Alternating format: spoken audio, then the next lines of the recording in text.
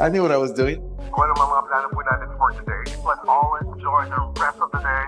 Napahingat po tayo ha, kung ano mga galing po natin sa araw ito.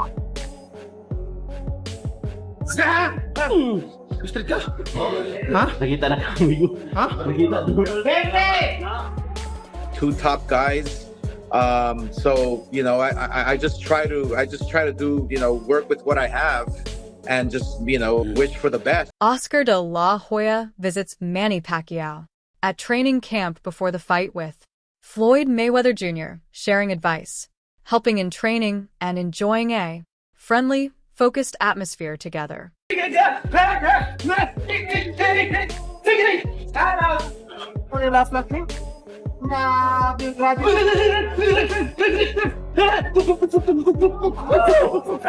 Oscar De La Hoya says training with others motivates him to work harder, stay focused, and push his limits. He also likes to help others train. In this case, Manny Pacquiao, when I see somebody working out harder than me, then I can step it up. The adrenaline kicks in. So yeah, and it's fun working out with people, with friends, with family.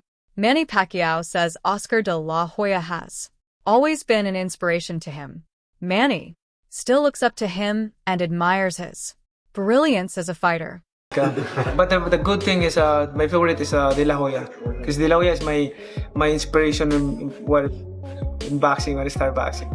Even though I beat him, but I still look up to him because he's a good fighter. Oscar De La Hoya recalls how Manny Pacquiao defeated him, which led to his retirement. He praises Manny's power and calls him a truly great champion. And then my last fight, I'm like a shell of myself. And Manny Pacquiao beats me, and he's the next champion. Oscar De La Hoya praises Manny Pacquiao for his deep passion for boxing and says he always wants to give fans exciting fights as the true legend he is. And the warrior that Manny is, he's gonna be like, because I love to fight and I want to fight the best, and I've been watching boring fights and I want to come back and give a show. Manny believes that age is irrelevant when passion drives you and true love for your craft keeps the fire alive. That's the evidence of you being a passionate with the sport. It's a like part of your life, a boxer, like to fight. And I grow in boxing as long as I'm still enjoying the training. Manny Pacquiao's trainer says Manny trains like a machine and keeps surprising everyone around the gym with his relentless work ethic and intense routine. No, but I'm saying he's a machine. He ran an hour. He did strength and conditioning with you, which is not easy. He ran an hour. He didn't realize that this gets a bit harder. As we increase the rounds, he's going to pull back on the runs a little bit. Now he knows. He did strength and conditioning with you. He went all out. He worked hard, and now he's doing 1,600 sit-ups. Yeah, well, he's a machine. Yeah. What kind of machine is he? Huh? What kind of machine? Crazy machine. I don't know. He will, but as we increase this, we'll pull the running back shorter, faster. But he knows. So now he knows what the training's about. We increase the train, we increase the stations, change it up all the time, so it's continually shocking his system, and we'll get the good results. It was a great workout this morning. He worked hard, as he always does. Manny Pacquiao trains intensely in camp, with sharp combinations, powerful footwork, and non-stop movement, showing strong focus and determination as he prepares for another demanding fight.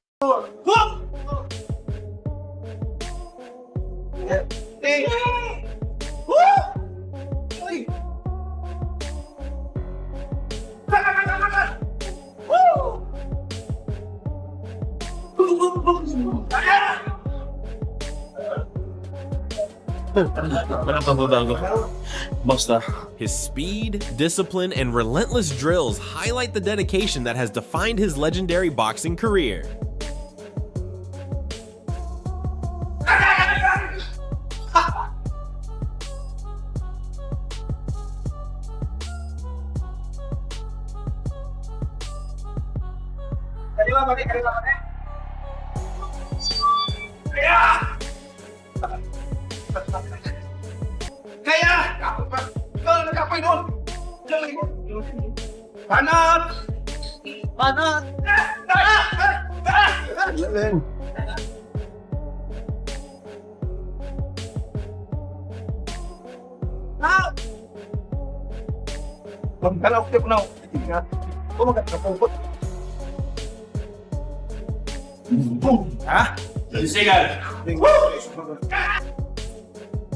Manny Pacquiao says he feels completely ready this time because he believes he was not fully prepared during the first fight.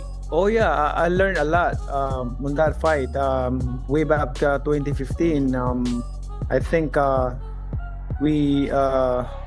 we become mature right now and how to handle it, and like, you know, I hope that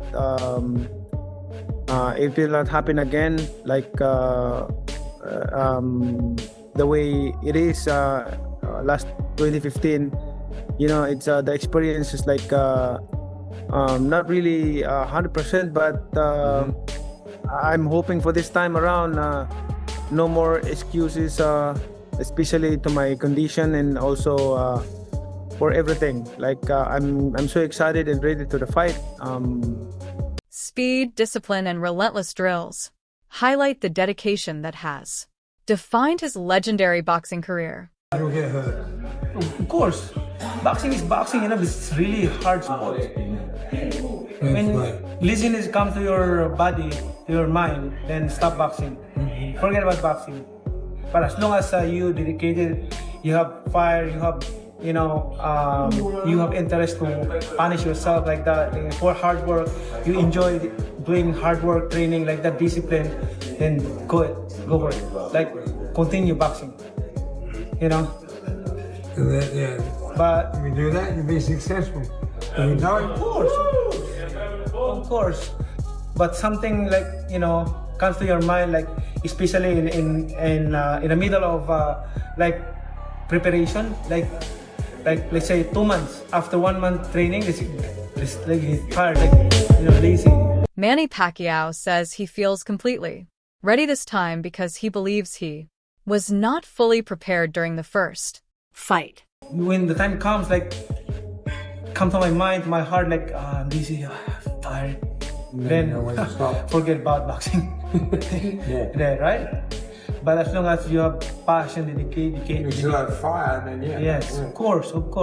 But look at your body also, because sometimes your mind is active, but your body cannot. Mine stopped a long time ago. So that's why I'm trying. I'm trying to push myself, but you know, stop it. Manny Pacquiao explains that anyone with genuine passion and dedication to boxing can succeed regardless of their age. You know, that one was also a little bit too late, and they didn't really fight with that passion and fire. It was more like, I'll dance, you dance, and if nobody gets hurt, we both win, you know? And that's not really what fans want to see. Having said that, the first time around was for the championship of the world. Floyd was champion. You know, Pacquiao was challenging him. I think Floyd had the WBC title at the time, so on and so forth. And you know what I say about, and at the time, it was still a fight that was viable within the whole world landscape of the welterweight division. This time around, it's not really a viable fight within the landscape of the welterweight division, but it's like I always complain about Canelo. As long as you don't take the belts with you and hold them hostage, and the sanctioning bodies allow you to hold them hostage, I don't mind guys doing this kind of thing. You know, let's face it, is it the only time we've seen this? We've seen this time and again. I mean, Leonard did the third fight with Duran and Hearns in 1980. Manny Pacquiao says his mind never tells him he's tired. His stamina keeps him motivated to continue fighting. Wanted it. He wanted those fights, you know. So I mean, the rematch with Hearns and the third fight with Duran, you know. So you know, and I think those sold pretty well, pretty good as well. You know, people got into it. Were they kind of duds? Yeah. I mean, the third Duran and Laron fight at the Mirage, people kind of are probably more forgetful about it. But regardless, the nostalgia aspect of it, like the champ said, is going to attract people. It's gonna make people curious.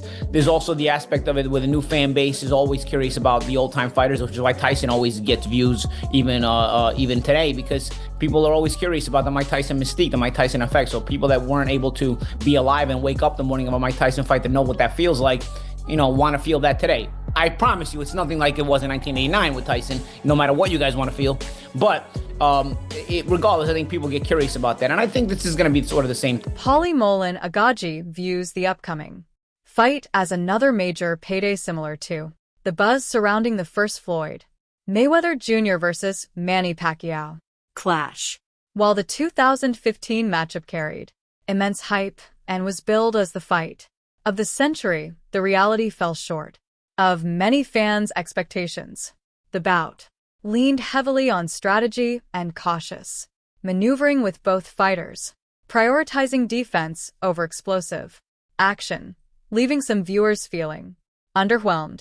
Malignaggi emphasizes that, despite the lack of fireworks, the fight still demonstrated high-level boxing intelligence, showcasing each competitor's skill and ring awareness. I'm going to just go back to Floyd Mayweather stating that he's going to continue to campaign and come back to the sport as a whole. I'm torn on this. Anybody that has followed me, they know that I'm a big Floyd Mayweather fan as a boxer.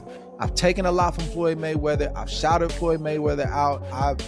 I've defended Floyd Mayweather in terms of how commentators and media members have treated him throughout the years.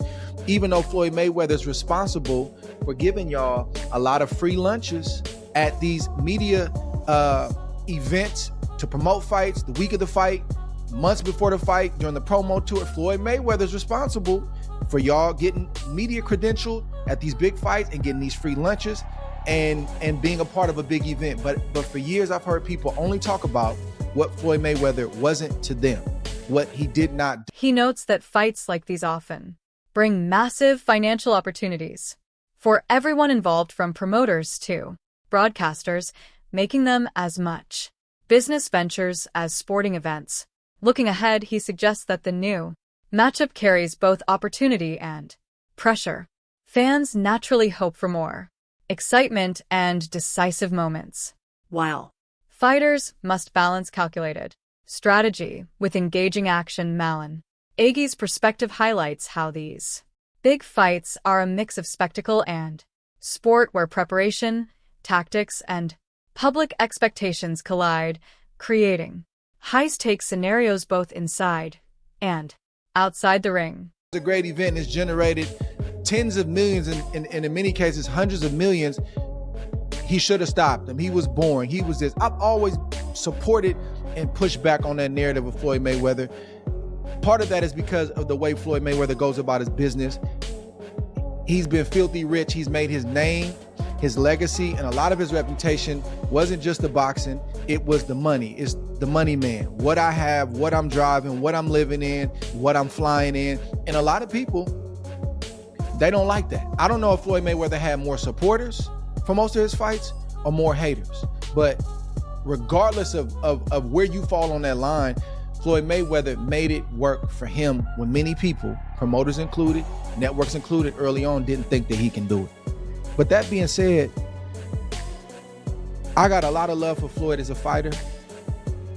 I've taken a lot from Floyd Mayweather. Andre Ward says that even though he has always been one of Floyd Mayweather Jr.'s biggest fans, seeing the current situation breaks his heart. He explains that if Floyd had managed his finances properly, he would be living comfortably today, enjoying the fruits of his investments without worry. Ward emphasizes that Mayweather had all the tools to become not only a wealthy athlete but also a highly successful promoter. Instead, reckless spending and poor financial decisions have left him in debt at this stage of his life.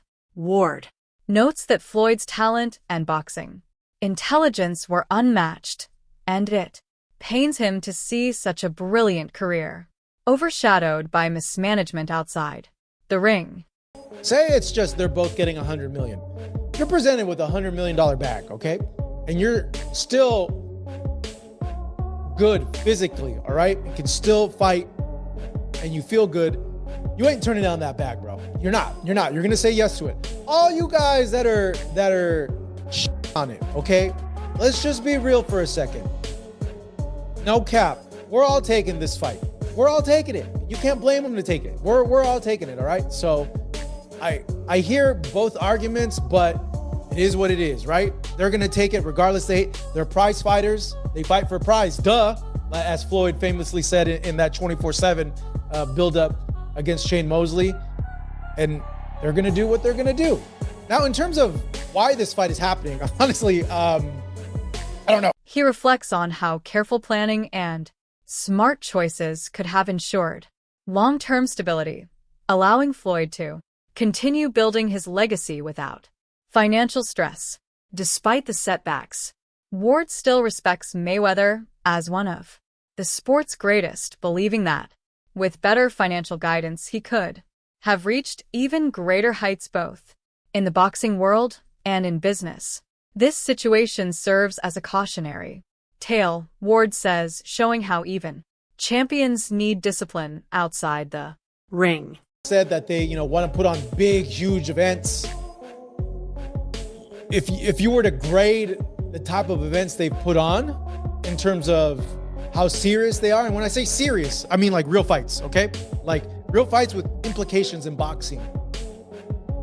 You'd have to give them like a C, honestly. Like, look at the fights they've put on, okay? And if there's any criticism, albeit constructive criticism, towards Netflix, is I feel that they should step up the type of fights they're putting on their platform, because there could be a lot of blowback.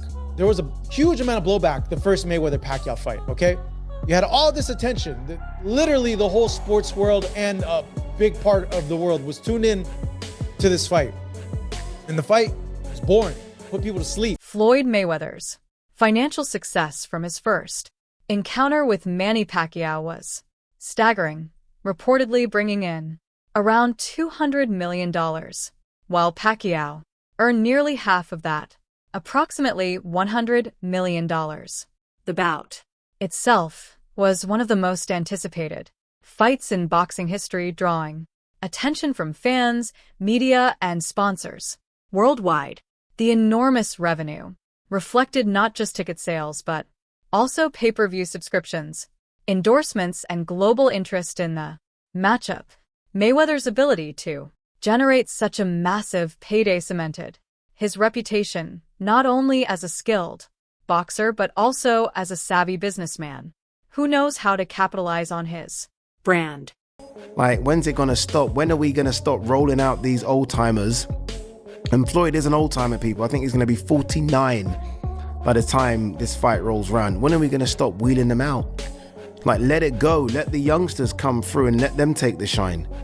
Like, it's just getting, honestly, it's getting crazy. And I say all this, I will watch it. Of course I will watch it, because I'm a big Floyd fan and a big Manny Pacquiao fan. But like, the youngsters need their time to shine now. And we've got a good group of youngsters. I was in Vegas to watch Ryan Garcia. I looked around the ring. I saw Shakur Stevenson. I saw Keyshawn Davis. I saw Devin Haney, Teofimo Lopez. Like, we've got a good bunch. Let them have their shine. Don't need to see this anymore. Honestly, I really don't. Manny Pacquiao is in great shape, right? We saw him against Mario Barrios. He could have been a world champion. We haven't seen Floyd for a while. Obviously, he's been doing his exhibitions. He always looks in shape. For the upcoming rematch, reports suggest that both fighters are set to receive equal compensation of $100 million each. This arrangement signals a shift in negotiation dynamics, possibly reflecting Pacquiao's status as a global icon and the demand for a fair split to attract fan attention. Despite the huge sums involved, both fighters remain focused on their performance in the ring, understanding that athletic excellence drives public interest and, ultimately, financial success. The rematch is expected to replicate the high-energy, high-stakes atmosphere of the first fight, with both men benefiting handsomely from the spectacle and further solidifying their legacies in boxing history. I don't know if this fight's going to be a 6-rounder, an 8-rounder, a 10-rounder. I don't know what size gloves they're using. I don't know, man. Honestly, I don't know, people. I don't know. It is what it is. Look, maybe I'm putting too much stock into it. Let them just have their fight. Again, I do want to know what's going to happen with Provodnikov, Pacquiao. I'm guessing that probably is cancelled. Like, if you're Pacquiao, why on earth would you fight Provodnikov when you've got the Mayweather check waiting for you? And if you're Mayweather, same thing. Why would you fight Mike Tyson in the Congo when you've got the Pacquiao check waiting for you? And we are led to believe both are under financial strain. I don't necessarily believe that, but this will make them good money.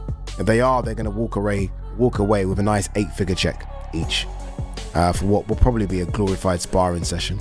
I know Pacquiao has spoken about in the last couple of days. So I'm going to take Mayweather's. I don't think we think of it like. Added Oladipo recently expressed his frustration with the ongoing attention given to older boxing stars, particularly Floyd Mayweather.